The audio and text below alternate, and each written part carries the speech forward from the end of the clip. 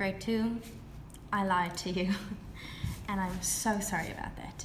In the guidelines, I said page 8 and 10, but we already read Whizz and the Old Clock, page 8 and 10. Oh no, we read page 8. Do you remember that she had gone back into the dumpster or into the trash can after school to see if the clock was still there because she really likes the clock? So, sorry, we're not reading page 8 and page 10, we are reading page 10 and page 12. So if you open at page 10, I'm going to read it with, or read it for you, read it with you. I want you, again, I'm saying this again, to take some time and either read it on your own beforehand or read it on your own after I have read it for you. Okay, because it's good practice to read on your own as well.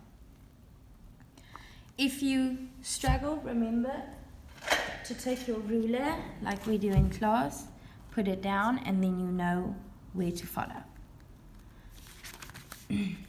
Okay. Whizz tried to make the old clock go.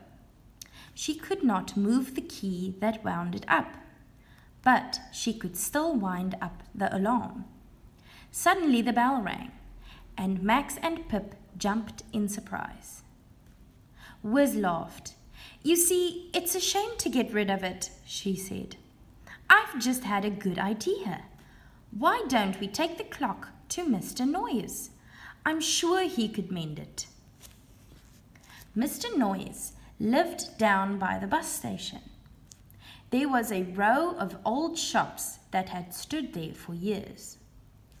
Mr. Noise lived in the middle one. All the other shops were empty and falling down. Mr. Noise's shop was almost falling down too, but he refused to move away.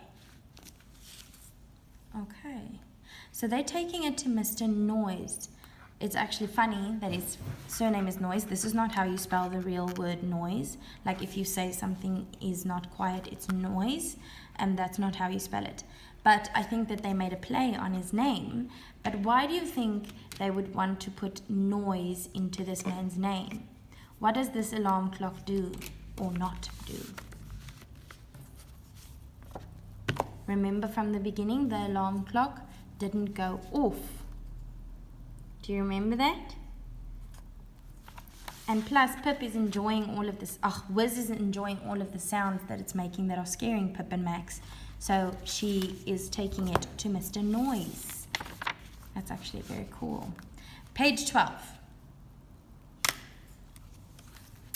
Whizz and Max liked Mr. Noise.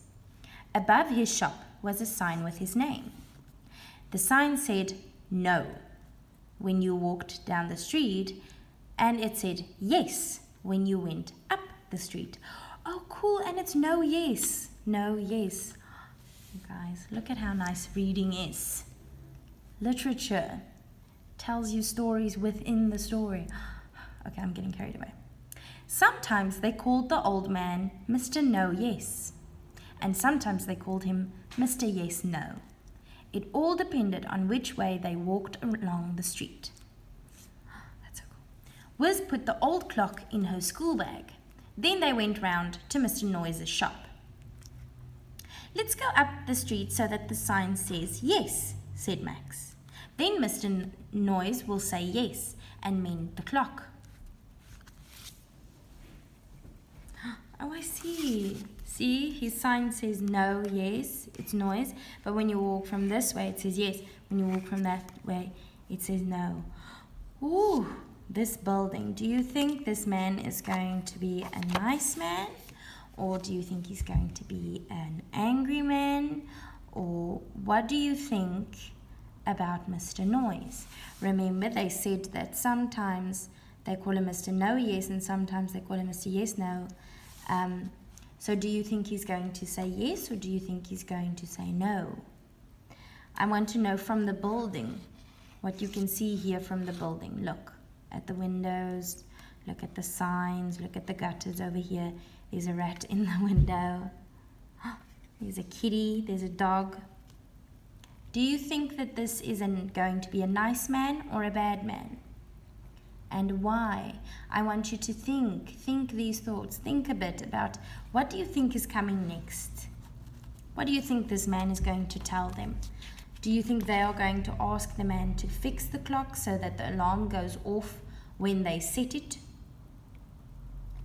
Do you think he will help them? You don't need to answer me, but I want you to think a bit about what is going to happen next week before we read it. Okay.